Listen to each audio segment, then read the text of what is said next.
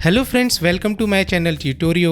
मैं हूं आपका टीचर शोभित और इस ट्यूटोरियल में मैं आपको बताऊंगा पाथफाइंडर के कुछ ऐसे यूज़फुल ऑप्शंस जो जनरली हम में से काफ़ी सारे लोग यूज़ नहीं करते। तो चलिए सीखते हैं।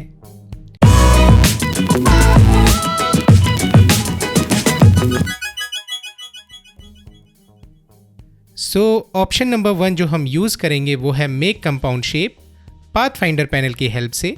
पाथफाइंडर पैनल हमें मिलता है विंडो मेन्यू के अंदर, जहां से हम इसे ओपन कर सकते हैं। इसे शिफ्ट कंट्रोल F9 शॉर्टकट की हेल्प से भी ओपन किया जा सकता है। मेक कंपाउंड शेप ऑप्शन हमें मिलता है पाथफाइंडर पैनल की सेटिंग्स में जाके यहाँ पर। तो चलिए इसका यूज़ देखते हैं। ड्रॉ करते हैं एक सर्कल अपने आर्ट बोर्ड पे और इस शेप में अप्लाई करते हैं मेक कंपाउंड शेप ऑप्शन। इसके बाद इस शेप पर राइट क्लिक करके आइसोलेट सेलेक्टेड ग्रुप ऑप्शन पे क्लिक करेंगे, जिससे हम इस कंपाउंड शेप के अंदर आ जाएंगे। अब हम कुछ और सर्कल ड्रॉ करते हैं बनाए हुए सर्कल के साथ में, उसे टच करते हुए, जिससे हम एक्सपीरियंस करेंगे कि जो भी शेप हम बना रहे हैं वो आपस में कंबाइन होते जा रहे हैं। राइट क्लिक करके एग्जिट आइसोलेशन मोड पे क्लिक करते हैं, जिससे हम इस कंपाउंड शेप के बाहर आ जाएंगे।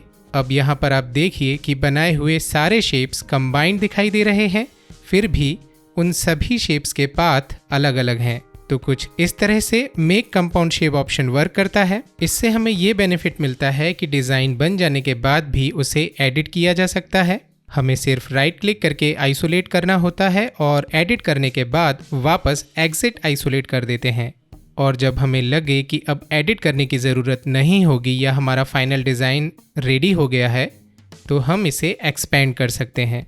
ये ऑप्शन हमें पाथफाइंडर पैनल में सामने ही मिल जाता है और इवन सेटिंग्स के अंदर जाके भी हम expand compound shape option use कर सकते हैं, जिससे सारे शेप्स कंबाइन होकर एक सिंगल पाथ में कन्वर्ट हो जाएंगे। और अगर हम इन शेप्स को कंबाइन नहीं करना चाहते तो पाथफाइंडर की सेटिंग्स में जाके रिलीज कंपाउंड शेप ऑप्शन पे क्लिक करेंगे, जिससे बनाए हुए कंपाउंड ऑब्जेक्ट में ऐड हुए शेप्स अलग अलग हो जाएंगे। नंबर 2 पर हम देखेंगे alt click to create a compound shape option. इसके लिए हम अपने आर्ट बोर्ड पर एक सर्कल ड्रॉ कर लेते हैं, इसकी एक और कॉपी बनाते हैं साइड में और इसका एक बैकअप भी ले लेते हैं। अब इन दोनों शेप्स को यूनाइट कर देते हैं, जिससे ये एक कंपाउंड पाथ में कन्वर्ट हो जाएगा। इसे आइसोलेट करने के बाद जब दूसरे शेप को पहले शेप के पास लेकर जाएंगे तो ये आपस में मर्ज नहीं होंगे, बल्कि दो अलग अलग ऑब्जेक्ट की तरह ही बिहेव करेंगे। इन पर हम ग्रेडियंट अप्लाई करके देखेंगे तो ग्रेडियंट भी इनमें दो अलग अलग शेप की तरह ही अप्लाई हो रहा है। स्ट्रोक पे प्रोफाइल ऐड करेंगे तो वो भी दोनों शेप में अलग अलग ही अप्लाई होगी, कुछ इस तरह से। अब हम इन दोनों शेप्स को यूनाइट करते हैं, लेकिन जब हम यूनाइट पे क्लिक करेंगे तो साथ में ऑल्ट बटन को भी प्रेस करके रखेंगे, जिससे दोनों शेप एक कंपाउंड शेप बन जाएंगे। इसमें ग्रेडियंट अप्लाई करते हैं तो हम देखेंगे कि ग्रेडियंट दोनों शेप को एक सिंगल ऑब्जेक्ट की तरह ही ट्रीट कर रहा है और यहाँ से यहाँ तक स्प्रेड हो गया है। आइसोलेट करके जब हम इन दोनों शेप्स को पास पास लाएंगे तो ये दोनों शेप्स आपस में कंबाइन होने लगेंगे। इवन उनका जो पाथ है वो भी आपस में मर्ज होने लगेगा और दो अलग अलग शेप एक सिंगल शेप में कन्वर्ट हो जाएंगे। और इसके स्ट्रोक पे प्रोफाइल ऐड करेंगे तो वो भी दोनों शेप में एक साथ अप्लाई होगी, कुछ इस तरह से। इसके कुछ और एग्जाम्पल देखते हैं। तो सबसे पहले सभी सेटिंग्स को रीसेट कर देते हैं। अब हम अपने आर्ट बोर्ड पर ड्रॉ करते हैं एक रेक्टेंगल और एक और रेक्टेंगल ड्रॉ करके इस पहले वाले शेप के ऊपर प्लेस कर देते हैं। अब इन दोनों शेप्स को एक साथ सिलेक्ट करके इसमें अप्लाई करते हैं माइनस फ्रंट। साथ में ऑल्ट का बटन प्रेस करके रखना है, जिससे ये शेप कुछ इस तरह से सब्सट्रैक्ट हो जाएगा। आइसोलेट करके इस शेप को मूव करके देखते हैं तो हम देखेंगे कि सब्सट्रैक्शन की पोजीशन भी मूव हो रही है। और अगर हम इस शेप की कॉपीज़ बनाते हैं तो उसके साथ उसकी जो प्रॉपर्टीज़ हैं जैसे कि सब्सट्रैक्शन, वो भी कॉपी हो रही है। कंपाउंड शेप का एक और एग्जांपल देखते हैं। अपने आर्ट बोर्ड पर ड्रॉ कर लेते हैं एक राउंडेड रेक्टेंगल। इसे रोटेट करते हैं और इसकी एक कॉपी बना के इसे यहाँ साइड में पोजीशन कर देते हैं। इन दोनों शेप के इस कॉमन एरिया को हमें कट करना है, जिसके लिए हम इसे इंटरसेक्ट करेंगे। ऑल्ट बटन प्रेस करके रखना है। इंटरसेक्ट हो जाने के बाद भी दोनों शेप्स के path as it is available हैं, जिससे आइसोलेट करके एडिट किया जा सकता है कुछ इस तरह से। बिना आइसोलेट किए भी कंपाउंड शेप को एडिट किया जा सकता है।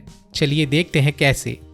सबसे पहले इस शेप को एक्सपेंड कर देते हैं और थोड़ा सा स्केल भी कर देते हैं। अब इस शेप के ऊपर एक रेक्टेंगल ड्रॉ कर देते हैं कुछ इस तरह से और कर देते हैं इंटरसेक्ट।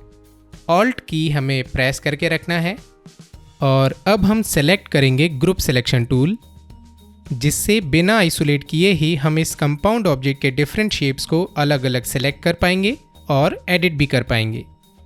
जैसे कि हमें इंटरसेक्टेड शेप की कॉपीज बनानी हो तो वो भी बनाई जा सकती हैं। प्रोसेस कंप्लीट हो जाने के बाद इसे एक्सपेंड किया जा सकता है, जिससे ये सारे शेप्स आपस में मर्ज हो जाएंगे। और अगर कंपाउंड ऑब्जेक्ट नहीं बनाना है तो रिलीज कंपाउंड शेप करके इन्हें वापस अलग अलग भी किया जा सकता है। थर्ड ऑप्शन में हम देखेंगे रिपीट पाथ फाइंडर।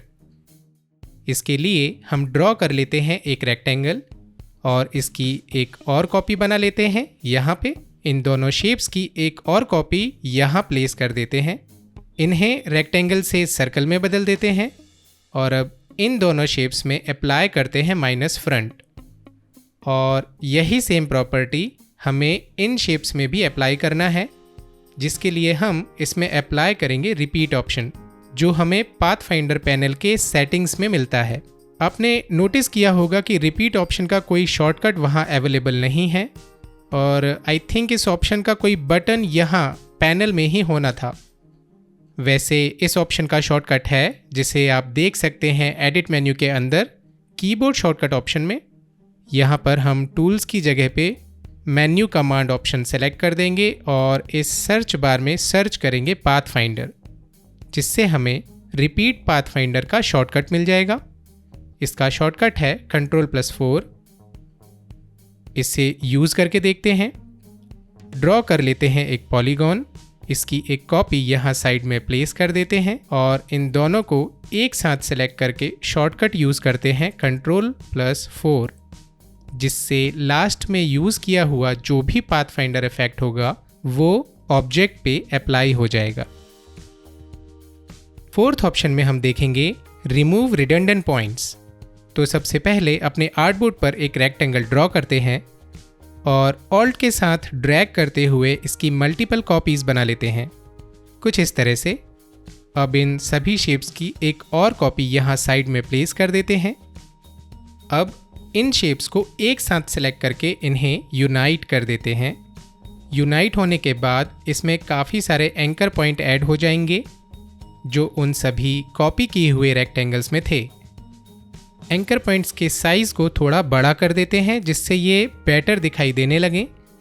इसके लिए हम जाएंगे प्रेफरेंस के selection and anchor display option में और यहाँ से साइज को इंक्रीज कर देंगे। अब आप इन्हें ज़्यादा बेटर नोटिस कर सकते हैं। और अब हम जाएंगे पाथ फाइंडर पैनल की सेटिंग्स में और क्लिक करेंगे पाथ फाइंडर ऑप्शंस पे, जिससे ये डायलॉग बॉक्स ओपन होगा। यहाँ पे हम इस रिमूव रिडंडेंट पॉइंट्स के चेकबॉक्स को ऑन कर देंगे और अब इन सभी शेप्स को सेलेक्ट करके इन्हें यूनाइट कर देते हैं। और जब हम इस कंबाइन किए हुए शेप्स को देखेंगे तो यहाँ पर कोई भी एक्स्ट्रा एंकर पॉइंट हमें नहीं मिलेंगे। और ऐसा हुआ रिमूव रिडंडेंट पॉइंट्स ऑप्शन को ऑन करने से। फिफ्थ नंबर पर हम देखेंगे divide and outline will remove unpainted option. इसके लिए हम कुछ इस तरह से दो रेक्टेंगल बना लेते हैं और इनकी कॉपी करके उसी पोजीशन में रोटेट कर देते हैं कुछ इस तरह से। अब इन सभी शेप्स की एक और कॉपी बना के यहाँ पर प्लेस कर देते हैं। अब इन शेप्स को सेलेक्ट करके इनमें अप्लाई करते हैं डिवाइड। अनग्रुप करने के बाद आप देखेंगे कि ये सारे शेप इंटरसेक्टेड एरिया से कट हो गए हैं, लेकिन बीच में जो कॉमन एरिया था वहाँ पर भी एक इनविजिबल शेप बन गया है, जो कि हमें नहीं चाहिए था। अगर इन सभी शेप्स को सेलेक्ट करके इनमें कलर चेंज करेंगे तो उस इनविजिबल शेप में भी कलर फिल हो जाएगा। अब हम वापस ओपन करते हैं पाथफाइंडर ऑप्शंस पैनल को और इस divide and outline will remove unpainted artwork option को ऑन कर देते हैं। इसके बाद जब इन सेलेक्टेड शेप्स में डिवाइड ऑप्शन अप्लाई करेंगे तो हमें कोई भी इनविजिबल शेप नहीं मिलेगा, और ऐसा हुआ उस चेकबॉक्स को ऑन करने से। और लास्ट 6th नंबर पर हम देखेंगे कि कैसे हम टेक्स्ट को कंपाउंड शेप के साथ ऐड कर सकते हैं। तो सबसे पहले एक रेक्टेंगल ड्रॉ कर लेते हैं और साथ में टेक्स्ट भी। टेक्स्ट को थोड़ा सा थिक एंड हैवी कर देते हैं। इसके साइज को भी बड़ा कर देते हैं। रेक्टेंगल की आउटलाइन को हटा देते हैं और टेक्स्ट के कलर को भी चेंज कर देते हैं। और अब टेक्स्ट को प्लेस करेंगे रेक्टेंगल के ऊपर। दोनों को एक साथ सेलेक्ट करके अप्लाई करेंगे एक्सक्लूड। बट इससे कोई भी इफेक्ट नहीं होगा, कोई रिजल्ट नहीं दिखेगा, क्योंकि हमने टेक्स्ट को एक्सपैंड नहीं किया है। टेक्स्ट पे राइट क्लिक करके इससे क्रिएट आउटलाइन कर देते हैं, जिससे ये एक्सपैंड हो जाएगा और बन जाएगा शेप।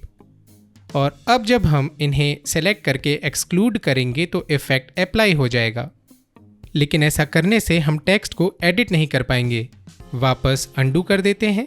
टेक्स्ट को अगर हम एडिटेबल रखना चाहते हैं तो जब भी पाथफाइंडर ऑप्शंस यूज़ करें तो ऑल्ट बटन प्रेस करके रखना चाहिए, जिससे पाथफाइंडर इफेक्ट भी अप्लाई हो जाएगा और टेक्स्ट और शेप कन्वर्ट हो जाएगा कंपाउंड ऑब्जेक्ट में, जिससे आइसोलेट करके हम इजीली एडिट कर पाएंगे और इवन टेक्स्ट को चेंज करना हो तो वो भी पॉसिबल होगा। तो इस ट्यूटोरियल में बस इतना ही। मुझे कमेंट करके बताइए कि ये ट्यूटोरियल आपको कैसा लगा। अगर आपको ये ट्यूटोरियल पसंद आया हो तो इसे लाइक ज़रूर कीजिए। चैनल को सब्सक्राइब कीजिए अगर आप मेरे चैनल पे पहली बार आए हैं तो, और बेल आइकन पे भी क्लिक कीजिए ताकि नए ट्यूटोरियल्स का नोटिफिकेशन आपको मिलता रहे। एक नए टॉपिक के साथ हम फिर मिलेंगे, तब तक सीखते रहिए।